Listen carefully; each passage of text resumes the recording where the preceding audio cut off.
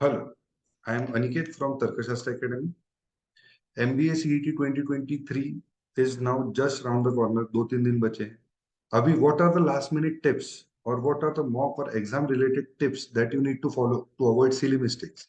अभी ये जो tips है ये आपके 2-3 मार्क्स बढ़ा सकते हैं या फिर जो आप unnecessary silly mistakes करते हो वो आपके अवॉइड करा सकते हैं. ठीक है. अभी ये आप बोलोगे लास्ट मिनट टिप्स तो लास्ट मिनट पे देनी चाहिए. ऐसा नहीं है ना. ये जो मैं टिप्स देने वाला हूँ they are going to help you only if you try to implement it. ठीक है ना. अगर मैं फ्राइडे को ये टिप्स दूंगा तो आपके पास टाइम ही नहीं रहेगा इम्प्लीमेंट करने का. ठीक है ना. तो अभी ये टिप्स आपको 2 दिन इम्प्लीमेंट करनी.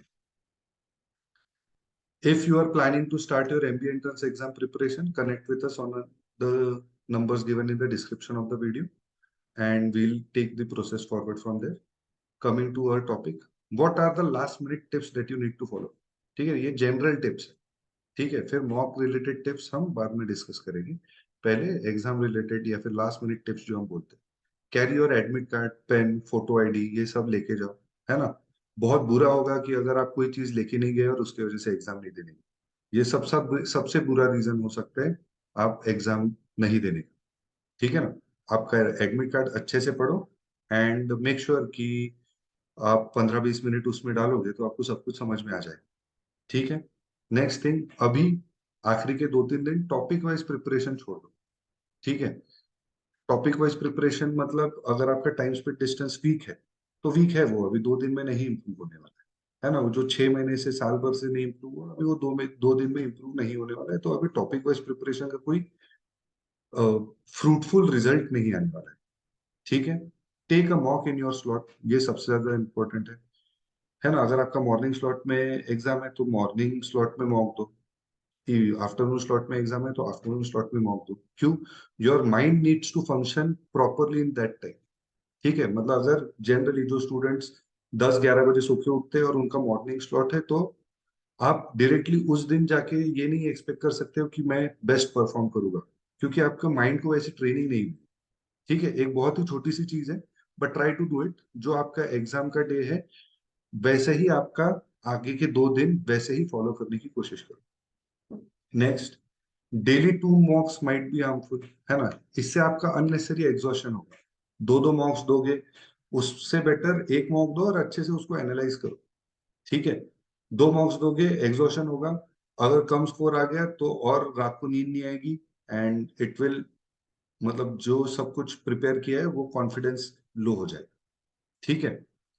स्टॉप योर मॉक्स 1 डे बिफोर और एट योर हाईएस्ट स्कोर. ये बहुत जरूरी है. अगर मतलब 1 डे बिफोर मतलब एटलीस्ट एक दिन पहले मतलब 24 घंटे का या 18 घंटे का गैप रहना चाहिए आपका actual exam and your last mock. ठीक है. कम से कम बोल रहा हूँ. मतलब अगर आपका फ्राइडे मॉर्निंग स्लॉट में एग्जाम है तो उसके पहले नहीं, सैटरडे मॉर्निंग स्लॉट में एग्जाम है तो फ्राइडे मॉर्निंग स्लॉट पे आपको रुक जाना है ना. एक मॉक दे दी, खत्म कर दिया. थोड़ा सा रिलैक्स करना. रिलैक्स करना है मतलब मूवी देखने चले गए ऐसा नहीं करना है ना. वो कहानी बताने के लिए बहुत अच्छा होता है कि यार मैं तो एग्जाम के एक दिन पहले मूवी देखने गया था. है ना. बट देन वो सबके लिए वर्क नहीं करता है. बहुत कम लोगों के लिए वो वर्क करता है. रिलैक्स करना है मतलब घर पे रहो, रेगुलर खाना पीना करो. है ना. बहुत ज्यादा पढ़ाई मत करो. रिलैक्स करो. ठीक है. जो टेंशन आता है ना वो अवॉइड करो. ठीक है. और एट योर हाईएस्ट स्कोर मतलब क्या? स्टॉप करना है आपके मार्क्स हाईएस्ट स्कोर पे. मतलब अभी तक लेट अस से आपका रेंज है 120 से 125 मार्क्स. बट थर्सडे की मॉक में आप थर्सडे को एक मॉक देने गए और थर्सडे की मॉक में आपको 135 मार्क्स आ गए. वहीं पे रुक जाओ. वो कॉन्फिडेंस के साथ जाना है फिर अपने को एग्जाम में कि यार आपको भाई लास्ट मॉक में मैंने 135 फोड़ा था, अभी तो मैं 140 लेके आ जाऊंगा. है ना. वो कॉन्फिडेंस आपका तभी बिल्ड होगा जब आप हाईएस्ट स्कोर पे. अगर आपने 135 स्कोर किया और अगले मॉक में 120 पे आ गए तो वो कॉन्फिडेंस जो बिल्ड हुआ था वो यूजलेस हो जाएगा. ठीक है. सॉल्व ऑल 200 क्वेश्चंस ये सबसे ज्यादा जरूरी है. एंड सॉरी फॉर टू से दिस बट अगर आप ये 200 क्वेश्चन सॉल्व नहीं करके आते हो then you are foolish in doing this. ठीक है ना. बहुत सारे स्टूडेंट्स हर साल 3-4 स्टूडेंट्स तो ऐसे मिल ही जाते हैं कि सर टाइम नहीं बचा, पूरे 200 क्वेश्चन सॉल्व नहीं हुए. अरे सॉल्व नहीं हुए ठीक है, किसी के सॉल्व नहीं होते. बट 200 क्वेश्चन अटेम्प्ट भी नहीं हुए, उसके आंसर भी मार्क करके नहीं है, ये नहीं होना चाहिए. ठीक है. मार्क फॉर रिव्यू को बहुत वाइजली यूज करना है। मैंने बहुत सारे स्टूडेंट्स को देखा है, वो मॉक देते समय कोई क्वेश्चन नहीं आता है, फॉर एग्जाम्पल 20th क्वेश्चन नहीं आता है, तो वो छोड़ के आगे चले जाते हैं, विच इज रॉन्ग ना, है ना। आपको 20th क्वेश्चन फॉर एग्जाम्पल नहीं आता है, तो आपको वो उसका आंसर मार्क करना है तभी के तभी, देन मार्क फॉर रिव्यू दबाना है एंड देन आगे जाना है।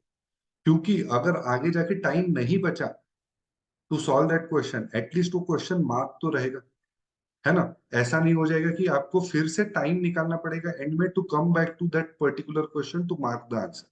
ठीक है ना, 200 क्वेश्चन सॉल्व करने हैं तो 200 मार्क भी करने हैं, तो एक ही क्वेश्चन 2 बार रिविजिट करने का टाइम आपका बच जाएगा, है ना। ये एक इंपॉर्टेंट टिप है।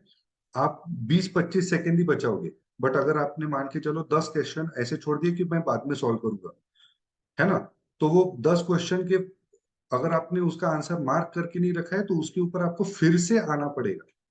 रेदर उसका आंसर मार्क कर दो, मार्क फॉर रिव्यू क्लिक कर दो, सो दैट आपको आगे जाके टाइम नहीं भी मिला तो भी वो क्वेश्चन अटेम्प्टेड है। ठीक है। बहुत लोगों को अभी ये भी लग रहा है कि यार नेक्स्ट ईयर ट्राई करेंगे, रिपीट ईयर लेंगे, ड्रॉप ईयर लेंगे, है ना। Don't give up, try till the and. अभी थॉट्स आएंगे कि यार मेरे को रिपीट करना है, मेरे को एंड अगले साल में फिर से ट्राई करूंगा, अच्छे से ट्राई करूंगा। मार्क माय वर्ड्स, अगले साल भी आप सेम सिचुएशन में रहोगे। ठीक है ना, तो एंड तक ट्राई करते रहो। वो फिर संडे को एग्जाम हो जाने के बाद मंडे को सोचेगी क्या करना है आगे। अभी तो संडे तक का तो आपका फोकस रहना चाहिए कि भाई मेरे को ऐसे ही प्रिपेयर करना है और पूरी इंटेंसिटी मुझे इसमें डालनी है। ठीक है। मोस्टली हमारा जम्बल्ड पेपर आएगा, है ना, मोस्टली जम्बल्ड पेपर आएगा। तो स्लॉट वन स्टूडेंट्स जो है, जो कैंडिडेट्स है स्लॉट वन में देने वाले, 25 तारीख को मॉर्निंग स्लॉट देने वाले हैं, be ready for this kind of surprise, है ना। जम्बल्ड पेपर आएगा तो आपको पता चल जाएगा कि यार जम्बल्ड पेपर है कि नहीं है, एंड फिर second slot, third slot, fourth slot वालों को तो ऑलरेडी पता चल जाएगा, बट देन स्लॉट वन वाले स्टूडेंट्स के लिए वो सरप्राइज ना बने। ठीक है। अभी इसमें दो चीजें हैं। अगर जम्बल्ड पेपर आता है तो आपकी स्ट्रेटेजी रहेगी कि भाई सीधा सीधा सीधा सॉल्व करते चलो, वो मॉक स्ट्रेटेजी के ऊपर आते हैं। बट अगर सेक्शन वाइज पेपर आता है तो आपकी वो भी स्ट्रेटेजी रेडी रेडी रहनी चाहिए। फॉर एग्जाम्पल कि मैं पहले कौन करूंगा, फिर एलआर जाऊंगा, फिर नॉन वर्बल करूंगा, फिर वर्बल करूंगा, what ever is your strategy, वो भी आपकी रेडी रहनी चाहिए। But mostly jumbled up paper आएगा तो उसके लिए अपने को रेडी रहना है। ठीक है। स्लॉट टू के कैंडिडेट्स का कोई ज्यादा टेंशन नहीं है, उनको 5-10 मिनट पहले पता चलेगा कि यार किस टाइप का पेपर आता है और वो एग्जाम देने चले जाएंगे। सबसे ज्यादा डेंजर में स्टूडेंट्स रहते हैं डे टू के, है ना, जो slot three and slot four में एग्जाम देने वाले हैं। वो स्लॉट वन के एनालिसिस ही देखते बैठते पूरा दिन, एंड उसी में डर लगा रहता है, उसी में यूट्यूब कमेंट्स करते रहते हैं कि सर ऐसा होगा, वो वैसा होगा, है ना। तो उस चीज का टेंशन नहीं लेना है बिल्कुल भी। ठीक है। स्लॉट डे टू के जो कैंडिडेट्स है, स्लॉट थ्री एंड फोर के कैंडिडेट्स, रिव्यू देखो, एक दो इंस्टीट्यूट्स के रिव्यू देखो, खत्म करो। कुछ नया नहीं मिलने वाला है। अगर स्लॉट वन डिफिकल्ट है तो वो डिफिकल्ट है, ऑलमोस्ट हर एक इंस्टीट्यूट सिमिलर ही बातें करेगा। ठीक है ना। आपको बस ये चीजें पता करनी है कि कौन से टॉपिक्स डिफिकल्ट आ रहे हैं, कौन से इजी आ रहे हैं, एंड जम्बल्ड पेपर है कि रेगुलर सेक्शन वाइज पेपर है, वही चीजें पता करनी है। बेसिक सी चीजें आप पता करो एंड बंद करो।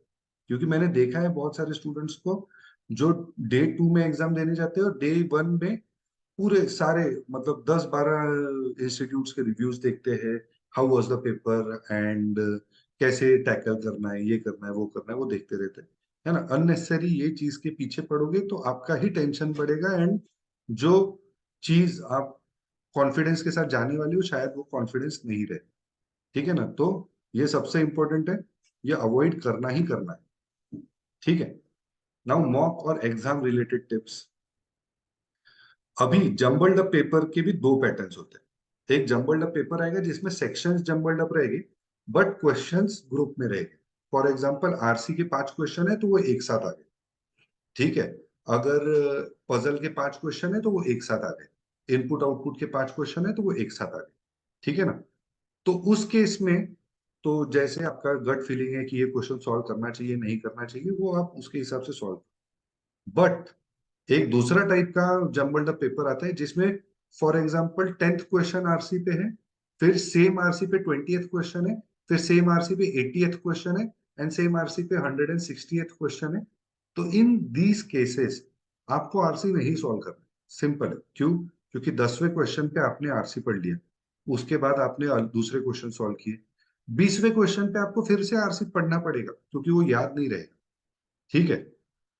ऑन दी अदर हैंड, तो इस केस में आपको आरसी नहीं सॉल्व करना है, but on the other hand अगर क्वेश्चंस आते हैं इनपुट आउटपुट के, ऐसे जम्बल्ड अप कि मतलब 5th क्वेश्चन इनपुट आउटपुट का है एंड फिर 25th question same input output का है, तो एक बार इनपुट आउटपुट बना लो एंड वो ध्यान रखो कहाँ पे बना के रखा है, so that you can revisit.